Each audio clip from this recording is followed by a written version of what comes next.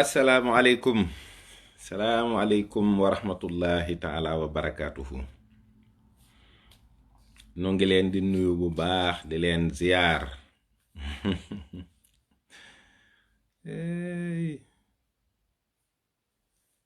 leen di ziyaar bu baax ci weeru koor bi, di leen baalu àq di leen baal àq.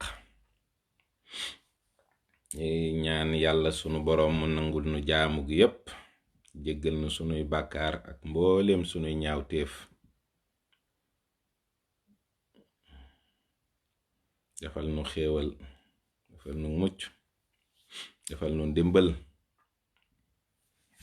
ci zaahir ak ci baatin.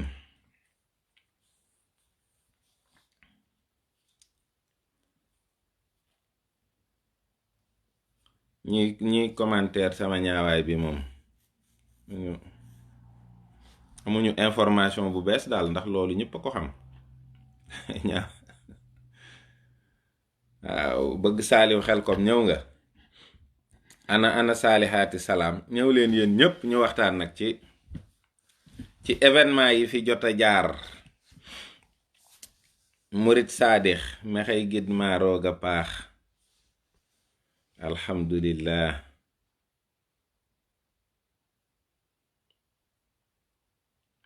waaw, mën nga perturber tey moom sëñ bëgg saaliw mën ngaa perturber moom, mën ngaa du garaaw daal, mën ngaa def lu la neex, amul benn problème.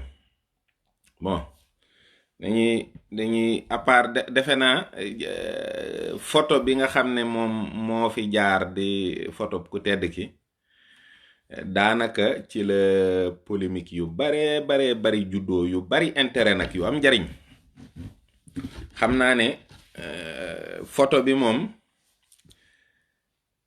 rafet na lool, am na njariñ, ndax polémique bi mu sulli mooy nga yëg ne murid yi ñoom bëgg nañu sëriñ bi, ittewoo nañu ko, ittewoo nañ ko xam, ittewoo nañu saa su ne di am ci moom loo xam ne da leen di dolli.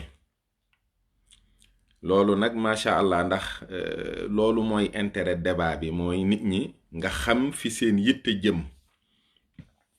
loolu nag am na solo, ndax tax na yu baari ci yi sëñ bi baaxoo woon di def ak nim daan dundee, lu bare feeñ ci. xam naa ni boroom xam-xam yi moom dinañ ci gën a farluwaat, gën ci góorgóorlu, ndax yittey nit ñi la. xam sëriñ Tuuba, xam na sëriñ bi daa dundee, nam daa jëflante ak mag ñi, bu masaana bég nam daa mel, nim daa solo, yooyu yëpp. mais loolu moom débat la yoo xam ne yuy dooru ubbeeku, te insha allahu xam naa ni kanam la jëm. mu tax nag ñu bari dugg ci ay sujet histoire, ay photo, mais day am polémique boo xam ne léeg-léeg, comme ni ko bëgg saaliw di waxee rek, léeg-léeg nit junju dara mu ne la bàyyil noonu, parce que histoire moom du lépp lañuy nettali. te it mu nekk loo xam ne tamit Sénégal yaakaar naa ne dëkkul réyul réyaay boo xam ne nekkul ne histoire am bon, histoire intérêt mooy présentement nga gis ne am na lu mu affecté ci dundinu nit ñi.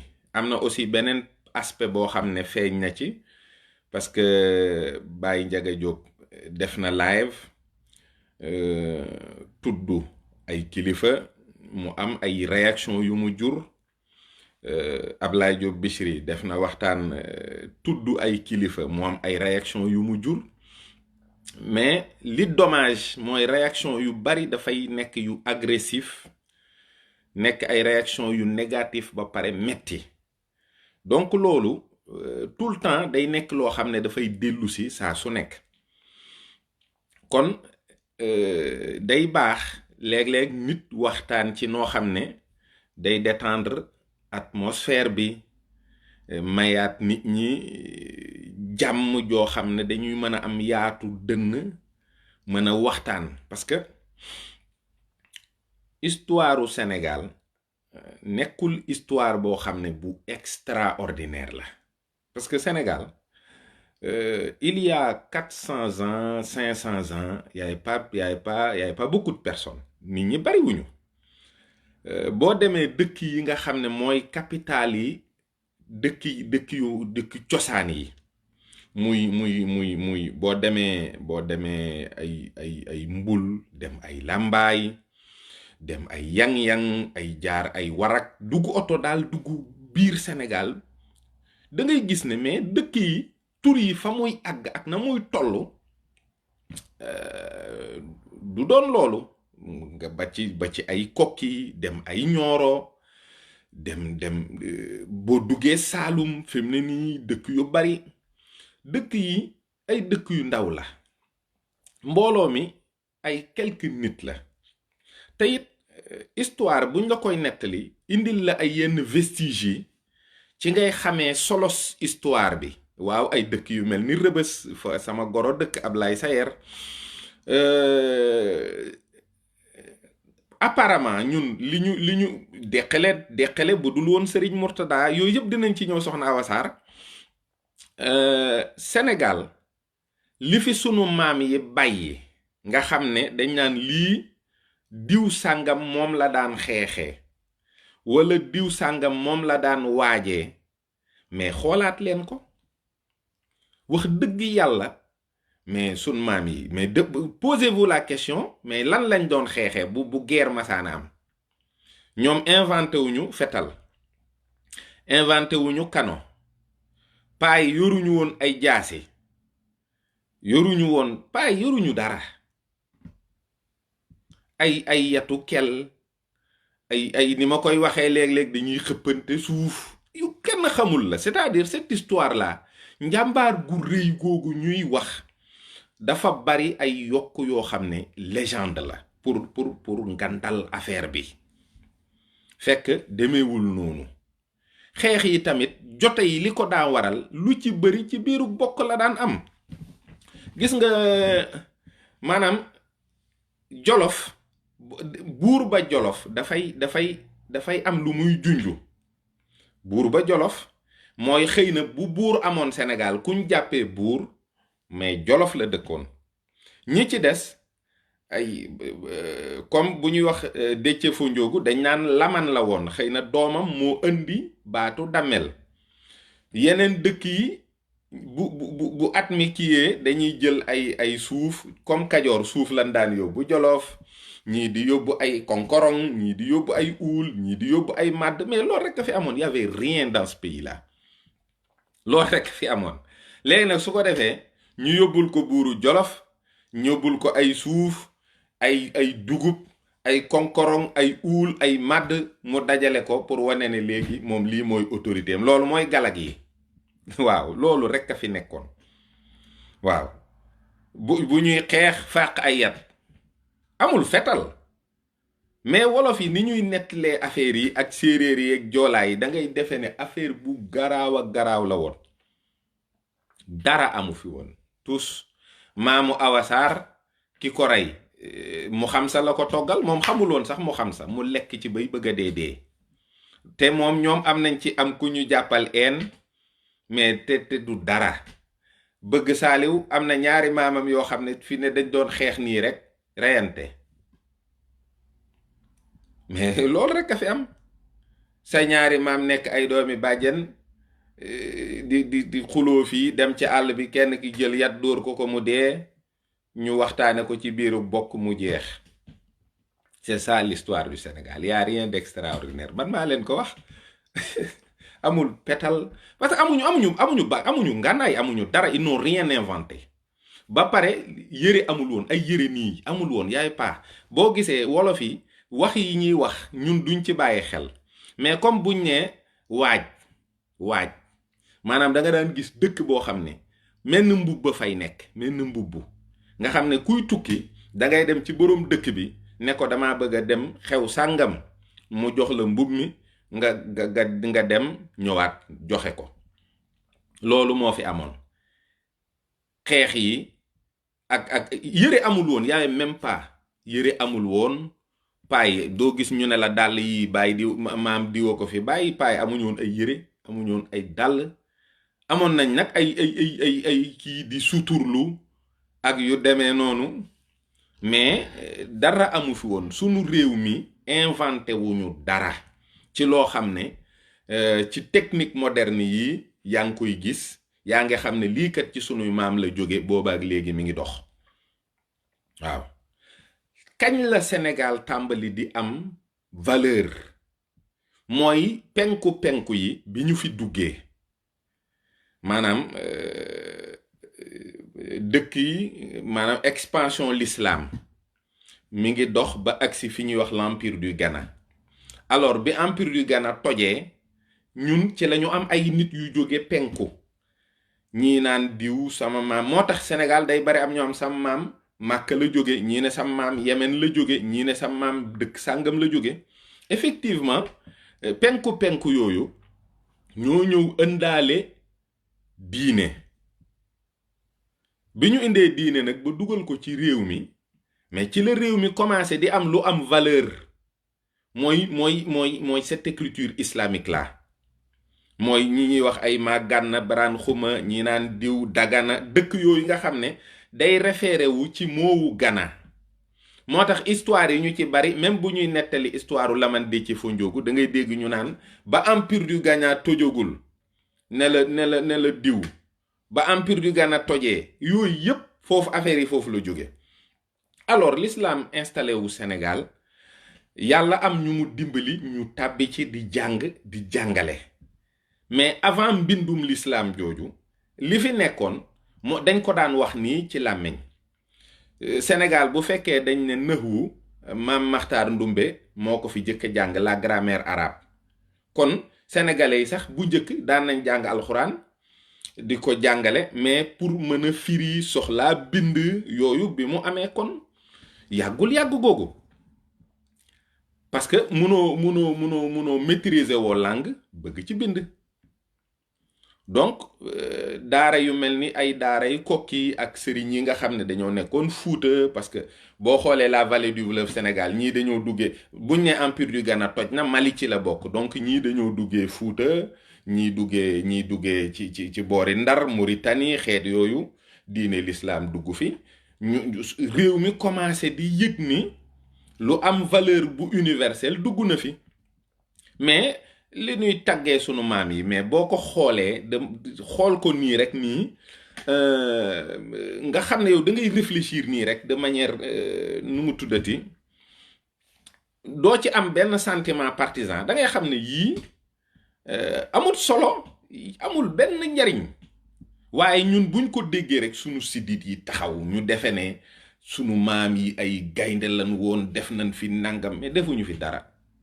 seen xeex yeeg seen jëflante yeeg raison yi taxoon sax ñuy, parce que c'était des gens yoo xam ne ils n'avaient pas besoin d'une expansion territoriale boo xam ne da ngay wut nguur.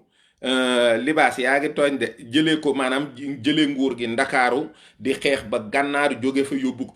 amuñu woon cet esprit impérial, parce que impérialisme soo ko bëggee day fekk nga yor benn idéologie totalitaire boo xam ne moom nga bëgg a tasaare ci àddina. waaye kenn ci ñoom bëggul woon lu dul say xandeeri maam, sa tool ya sa baay daa bay ak yooyu. donc loolu gisuma lan moo tax mu war a mën a jur ci biir nit ñi sentiment de tiraillement yu bees yi am, ak yenn bët yi ñuy xoolanteeg ni ñuy deflante, parce que loolu day gën a déchirer le tissu social sénégalais. amul benn njariñ. alors fi mu ne bari na ñoo xam ne bu dee ci wàllum njàng, mais Kokki ak Pire, Xaali Amar Fall ak xeet yooyu, ñooñu la ñuy, te ñooñu am na fu ñu jàngee. mais Xaali Amar Fall Fuuta la jàngee. donc Fuuta aussi dafa nekk benn source boo xam ne ci wàllu xam-xam, loolu patrimoine bu sénégalais la, ñoom ñépp a ko bokk.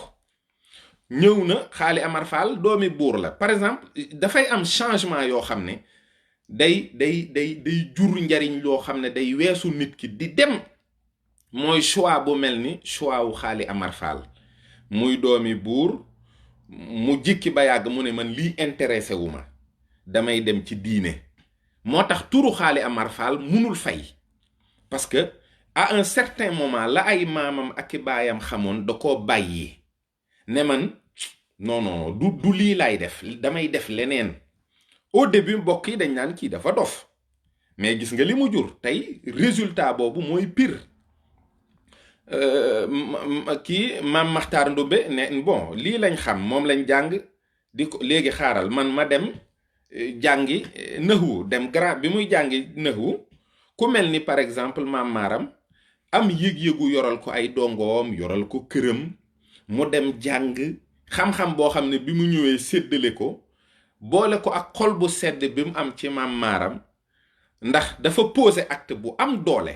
maam Maaram tamit fekk ko ci mais boo xoolee ñaari famille yooyu moo tax ils sont indissociables ci wàllu barke ak xéewal.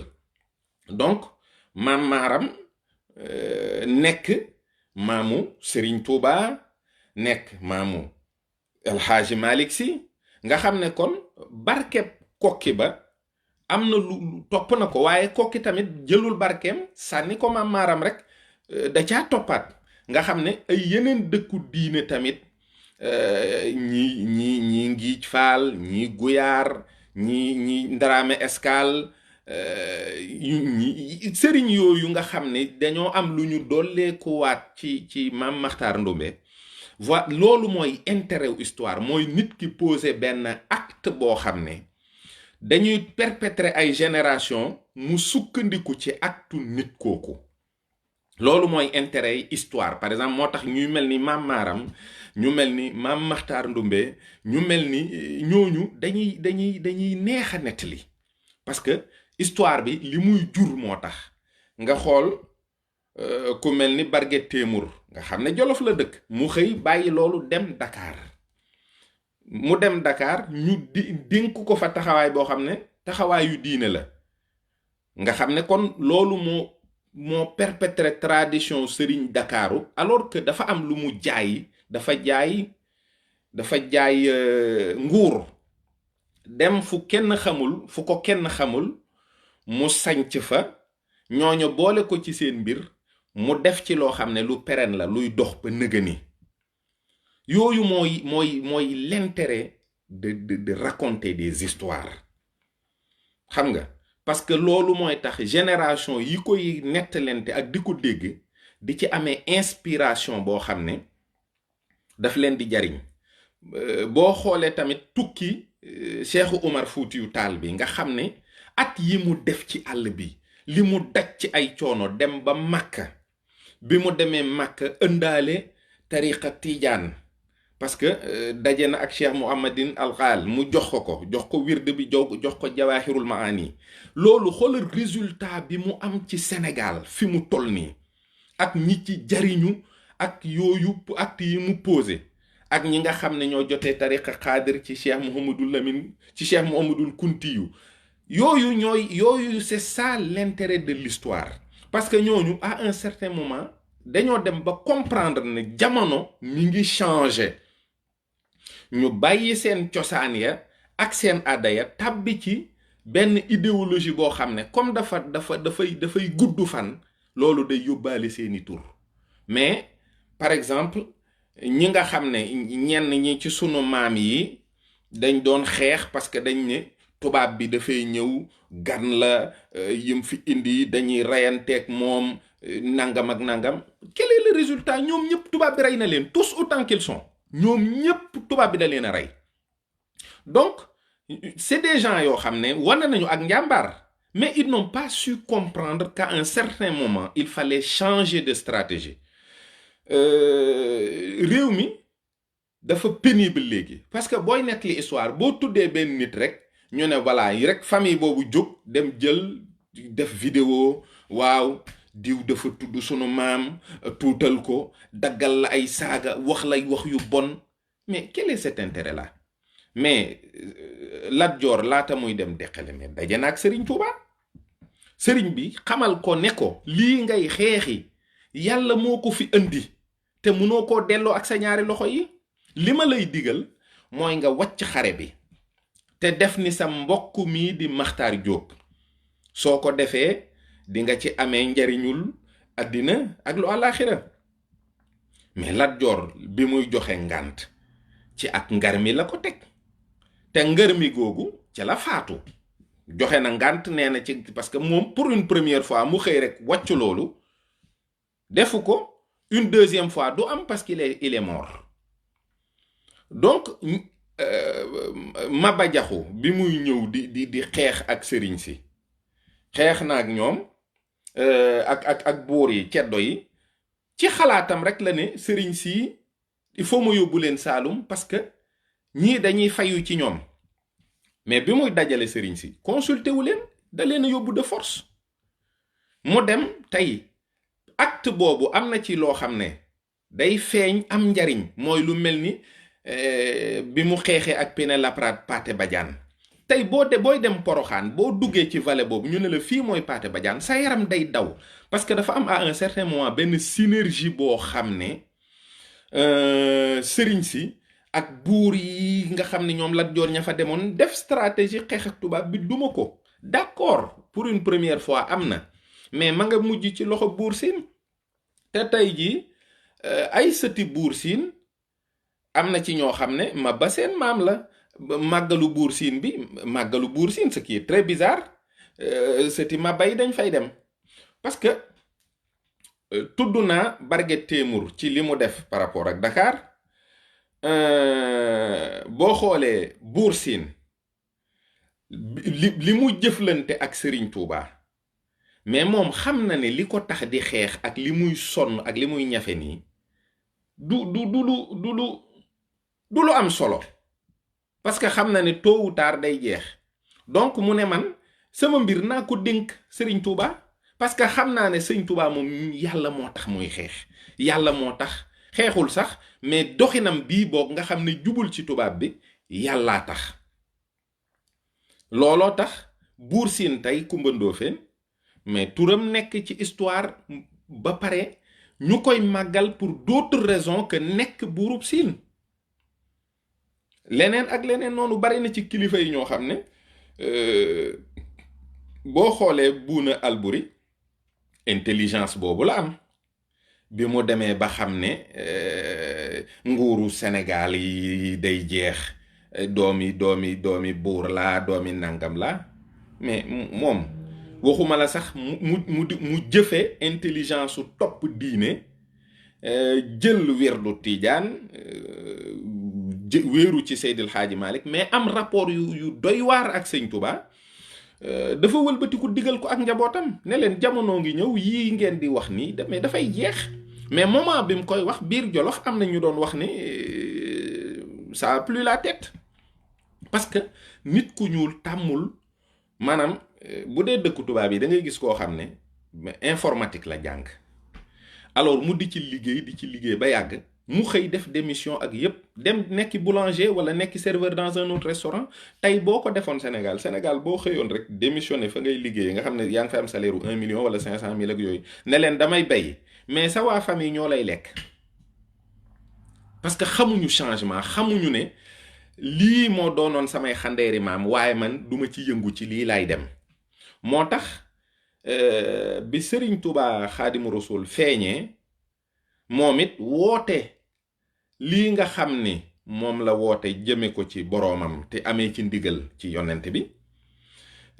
ñi miinoon tariixa yu njëkk ya miin taali jàng yu njëkk ya dañ na du ci dal parce que lii xamuñu ko. xanaa xamoo yooyu jamono yépp liñ doon wax mooy kii li muy wax xamuñu ko, kii li mu fi indi xamuñu ko.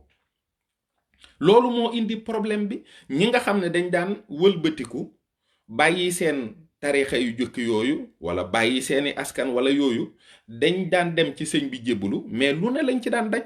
sëriñ bi daan na woo nit ba mu ñëw mu digal ko mu nooyalante ji ak ay waajuram ba am seen digal ngir mën a ñëw jébbalu ci moom liggéeyal ko. mais nooyalante boobu nga xam ne moom Sëriñ Tuubaa moo la koy digal ci ndigalam ngay nekk. loolu da nga ciy jëlee ngërëmul sëriñ bi wala bu sëriñ bi ñëw nit xamal ko ne ko man kat yoroon naa soxna wala yoroon naa yaari soxna waaye bokk ya kat dañu ne am murit laa moo tax ñu tas sëy ba samay dàgga it lakk nañu ko sama kër ga ndàngam sëriñ bi ci boppam moo lay digal nga muñ ñoom ñëpp da leen di digal ñu maanaam sëriñ bi mboolem ñim àndaloon mësu cee digal kenn mu tooñ mësu cee digal kenn mu fayu ab tooñ muñ rek la leen daan digal ndax lu mel noonu boo ko indee te xamuñu ko boo fàttali ko sëñ bi lim leen daan wax sax mooy yéen seeni baay ñooy saaba yi te boo xoolee bi yonent bi ne bi yàlla kenn la mais musiba am na Màkka coow li dane kur ñu ne ko yaa ngi yàq suñu économie déjà ba noppi nag nga bëgg fi indi affaire benn yàlla bii ça peut pas marcher comme ça mais histoire wax la ne la diw mooy sa maam wala diw mooy sa baay il faut mu am jeexital ak njariñ lu mu am lu mu feeñal ci yow tey sëti cheikh yi yoonu murit yëpp fi mu ne am na ci ñoo xam ne fi mu ne kër-këraan yi dañoo xewal phénomène bu bees ñu ci bari am na ñu def ay vidéo clash Baye Ndiaga ñu ne waa Njare ñii mer nañu am na ay yu demee noonu ñii di jooy parce que sëñ bi diw dafa tudd seen maam nangam waa mais léegi pour être factuel et très honnête yéen ñëpp ñi nga xam ne seen maam yi maanaam ñooy mag ñi toppoon sëñ Touba est-ce que nangu ngeen yéen seen maam yooyu bàyyi sëñ Touba dem seen dëkku cosaan ya toog fa paa yi de ñoom duñ ko def ñoom buñ dellu si waatoon ngeen wax leen loolu dañ leen di gas suul door a dellu kon li sëñ Moussa Ka waxoon rek ku rëy bay na damoo néegu ndeyam mbaa baayam bu baax nun nu sew tey damoo Cheikh Bamba ngir moo fi xotti baax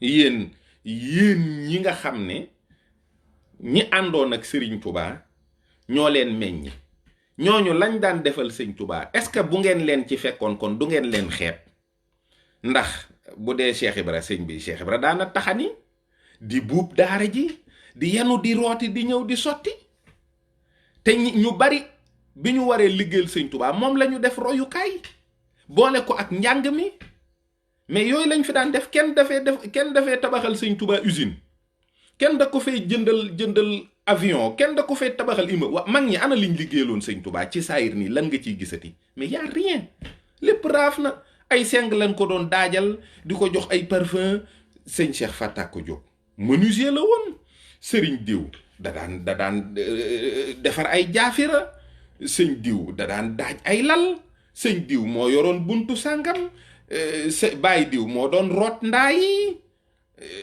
ñii di bind ay téere mais léegi loolu mooy li rëy ñoom looloo leen tax a rëy mais avant ñu koy defal sëñ Touba bi sëriñ bi ne képp koo xam ne jàngale fa indi man ngaa seeti beneen kaang ña demoon seeti yeneen kaang limal leen ma ci fukk munu leen ko kenn mënta lim fukk yoo xam ne wonoon nañ sëñ Touba ginnaaw dem seeti yeneen kaang yenn pas parce que ñooñu biñ demee ca lañ ñàkk solo ba fii may wax ak yow kon mbir mi du njàng mu rëy mi ak du xam-xam bu bari bi ak déedéet du juddu bi itam mennum Seexul Xadim la rek côté boobu loolu nit ñi bëgg a xewal nañ ko teg ci suuf kenn koo xam ne yaa ngi ci yoonu murit samaam rëy wala mu am nu mu toll ba ñu koy tudd nga naan dañ koy tuutal ak rëyal moo balaa ñoo tuutal dara mu rëy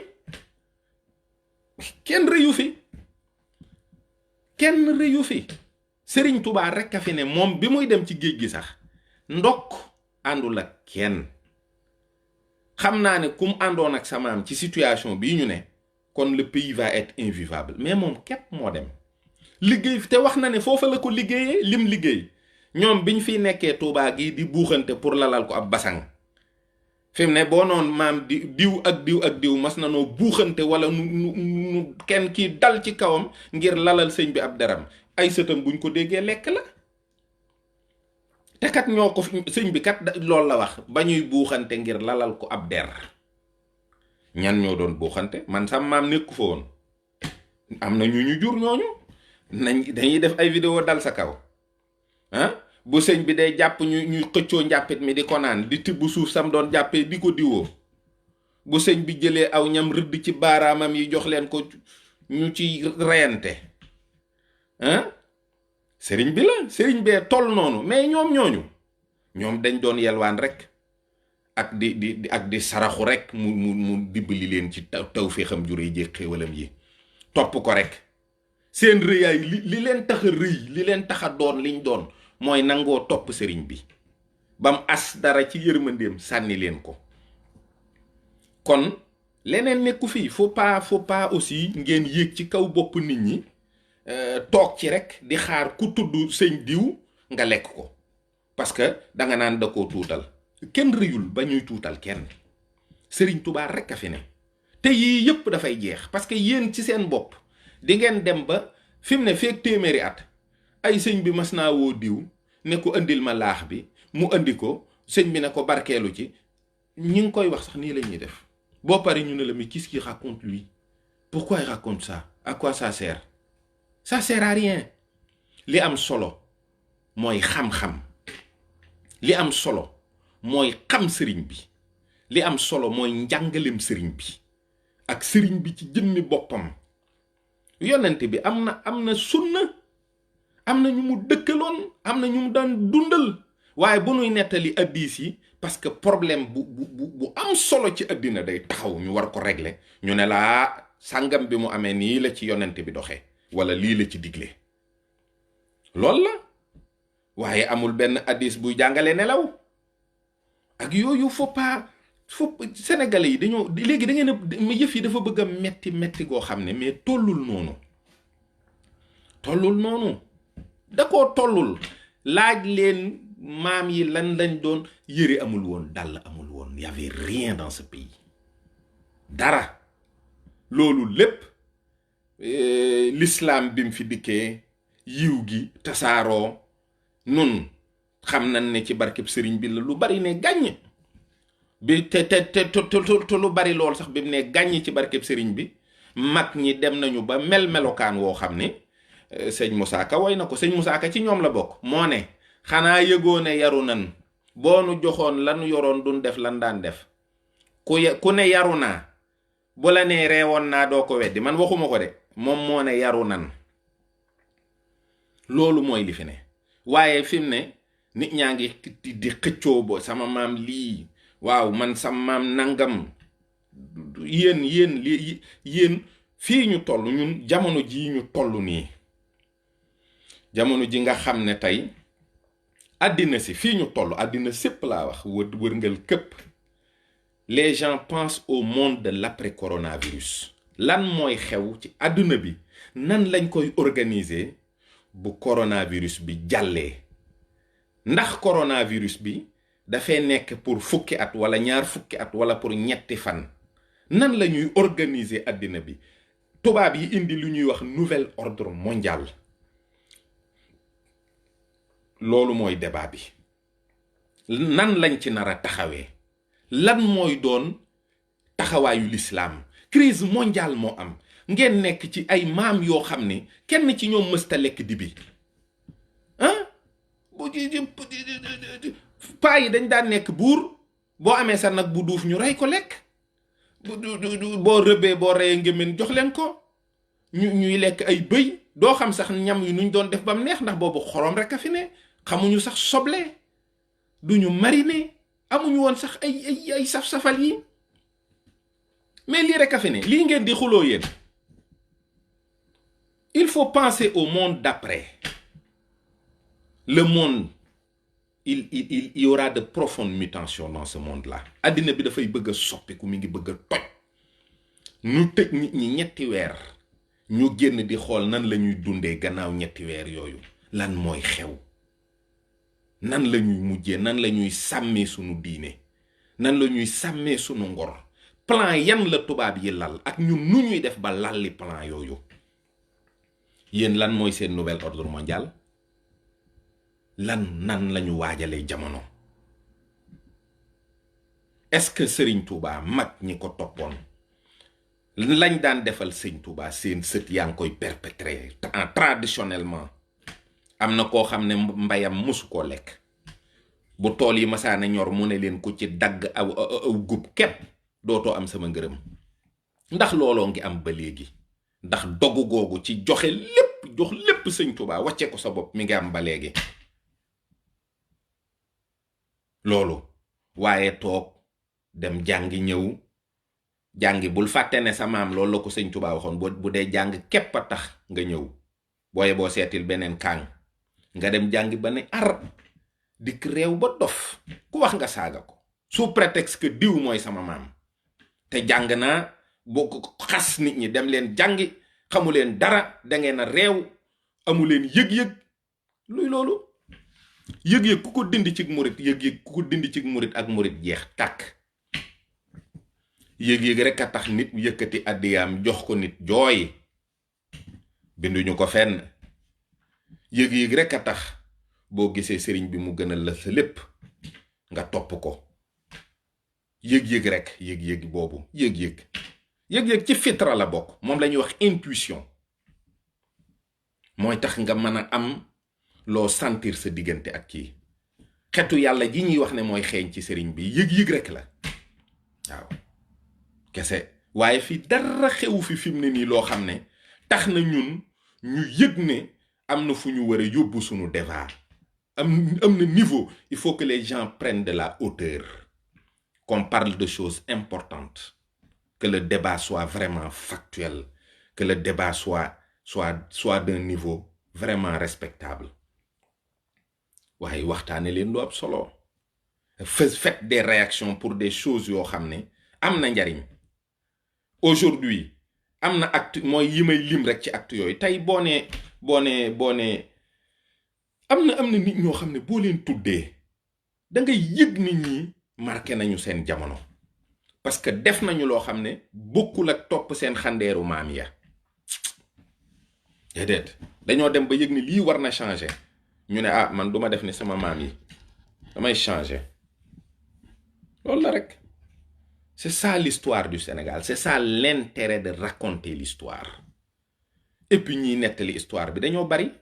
tubaab bi bu la dee nettali histoire du la wax sa njàmbaaru maam. tubaab bi ñun moo ñu jàngal histoire mais xoolal nim ñu ko jàngale. sa maam ñëw naa wax ak moom muy dof-doflu ma xeex ak moom barab sàngam rey ko. géwél bi ñëw ne la yow sa maam a fi gën moo fi man moo fi raw. waaye tubaab baa ngi ko rey barab sàngam ba mu koy rey sax nettali la reyin bi ba nga xam ne day mel ni paa bi dee bu garaaw la dee parce que mi ngi bëgg a lekk sa xaalis. xam nga li ci des famille yi ci boppam ñoo koy nettali dañuy wax di wax ba yàgg ñu ne doom histoire lépp nag baaxut a nettali te léegi ñun ñëpp ay bokk lan àddina amul solo. Les gens ne sont pas honnêtes ci ni ñuy nettalee histoire parce que day am yu ci dugg yoo xam ne des fois mieux vaut le laisser comme ça. tubaab bi moom du la wax lu baax parce que bëgg na fii ba àddinay tukki nga complexé ci moom. fii ba àddinay tukki nga ragal ko nga bàyyi ko xel mu jiitu rek nga topp ci ginnaawam. géwél bi faw mu lekk sa xaalis moom noo def mu wax la ci sa maam loo xam ne moom dañ ko jox sa xaalis. buñ ko reyeek buñ ko reyul ak leneen la ci leen da koy lekk munoo ci dara. waaw sa nijaay wala sa bàjjen bi lay nettali histoire bi am na foo xam ne bu fa tolloo dina xam ne kat sa ñaari maam yi defante nañ lool doom nag loolu kenn du la ko nettali. waaw moo tax ñu naan sunuy nopp dégg nga sunuy nopp mooy loolu waroo koo dégg. wala ñu ne la wure wa xaaj na wala wure wa maat na mooy sëy ba tas na mais duñ la ko waxee parce que condition yam tasee yàlla xam. ak leneen am na moo yoo xam ne dalay won ne histoire bi am na luñ ci lëm. waaw wure wa maat wure wa xaaj waaw suñuy nopp nangam ak nangam waaw et tant d'autres expressions yoo xam ne ci ngay xamee ne ñii am na ay dóor ci biir. waaw ñu ne la diw ma des barab sàngam dafa dee rek amul problème. waaw ma nga daanu barab sàngam dafa dee rek amul problème. waaye géwél bi moom noonu la koy waxee pour lekk sa xaalis. àddina bi nag daa am nu mu tëddee nag. faut faire très très très attention à beaucoup de choses. et puis yor sa xelu boppam di xalaat léeg-léeg nit di wax ak yow utiliser benn mot boo xam ne di nga xam ne mot bi am na lum ci jublu mais mot boobu secret wala teneuru wax jëpp ca lay ne. xam nga géwél yi bi ñu naan wax sëñ Baara mi bind ci jaww ji ñooñu ñoom duñ fi ne dee la expliquer lu tax mais sëñ Baara jàng na alquran ba mokkal ko te waxagul nga xam ne day bind nii ku jàngul du mën a xam li muy wax wala mu bind ci sa yaram bu dee guddi booy wax mu def ni loxoom ci sa gémmiñ pour xam li ngay wax yooyu.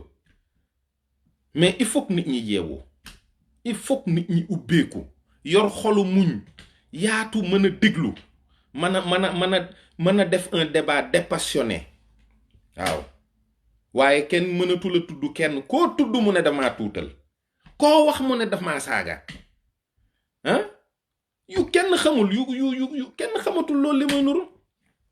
sama góor gu baax ga Alaaji Cheikh Mbaye da doon wax ne kaña kenn gënu koo rafet juddu ndey kaña baay kaña juróom-ñaari maam kaña waaye fu mu génnee yat yi dal ñu ne ko lu tax mu ne jikko jaa tax waaw wa innaka la ala xuluqin azimin la yàlla taggee yonent bi sallallahu alayhi wa sallam jikko yi ci boppam la indi yu baax pour àddina sépp jàng ci. gis nga ku jàng xam-xam rafet jikko kenn mënatulaa gën ndax bu kenn nanguuta doon sa wayjurit yonent bi jural la boppam ndax xam-xam bi mu jàngale jàng nga ko jikko yim jàngale adopté nga ko kenn dootu la gën ndey kenn dootu la gën baay ndax rasulullahi mooy doon sa ndey mooy doon sa baay. moo tax Sëriñ Tuubaa ne ku jébbalu maay sa ndey maay sa baay maay sa nijaay waaw man loolu laa gëm te moom laay doxe kenn gënuma am na ay aada ami cosaan ami mbokk mais comme man ñëw naa ci Bàmba ji ne damaa jébbalu man doomi Sëriñ Saaliw laa mooy sama ndey mooy sama baay mooy sama lépp. soo may waxit di ma jaay ay affaire yu kii duma la faale ndax man xam naa ne Sëriñ Saaliw mooy sama baay te mënoo lijjanti ba gën ko ma jàpp sama njàmbur waaye naka la ma juree ak lan la ma wàcce mooy ma gurgurlu rek aw ci yoon wi te jubal foofu rek la wax ji ne. fii ku ànd ak Sëñ Tuubaa daal nu teg la ca kaw ku nu won lu tax nu war laa teg la ca kaw ci bëgg sëriñ bi ci fonk ko ci gëm ko ci màggal ko ci du ko jëfal dañ lay teg ca kaw. yëf yi kenn moomu ko bàyyi kenn ñépp a ko bokk te ku ne xam na niñ koy jëndee boo amee njëg jënd boo amul njëg toog fay yalwaan. sëriñ bi daan wax ne daara ji ku nangoo jàng-jàngal leen ko ku nangoo liggéey na liggéey ku nangoo jàng ak liggéey na ko boole ku nangu te def dara te toog ci daara ji te yàqul ba leen ko fi bu yàggee dina baax dina defaru. sëriñ bi moom ñi am njëg di jëndi da leen di jaay ñi amul njëg nan mën a yelwaan képp te yor làmmiñ bu rëy danañ leen sarax. fii moom dañuy maye di jaay di saraxe di joxe àddiya yàlla ak Sëñ Tuubaa ci alquran dégg nga lim ko wax nee na alquran yàlla dama koo may daf ma koo jaay sarax ma ko jox ma ko àddiya façon yooyu yépp a ngi fi nag. waaye daal vraiment notre débat doit être orienté vers le monde d'après. Que deviendra notre pays dans 50 ans, dans 100 ans? Dès le début de la crise, le président a parlé de l'échec des États-nations. Il a parlé de l'Union africaine. Il a parlé du nouvel ordre mondial. Les gens parlent de cette maladie. Il y a des anguilles sous roche. Les gens parlent de vaccins. Il y a des signatures parce qu'il y a des intérêts ak Sanofi ak yeneen pharmacie. Donc, intéressons-nous à ce débat-là. Comment sauver nos vies et notre religion, notre identité culturelle, notre attachement à l'Afrique, à nos familles, à nos valeurs. Voilà, ça c'est le bon débat. Foofu la wax ji ne waaye sama maam daa ñuul daa ñaaw nangam ak nangam ñooñu ils ont fait leur temps et puis c'est fini. C'est fini. jamono ji rek fi jamono ji toll moom moom nañu seet rek nuñ koy lijjantee daal fi mu ne nii am nañu urgence dëgg am nañu urgence taal leen télé yi ak rajo yépp le monde est en pleine mutation. Assalaamu aleykum wa rahmatullahi taala wa barakaatu.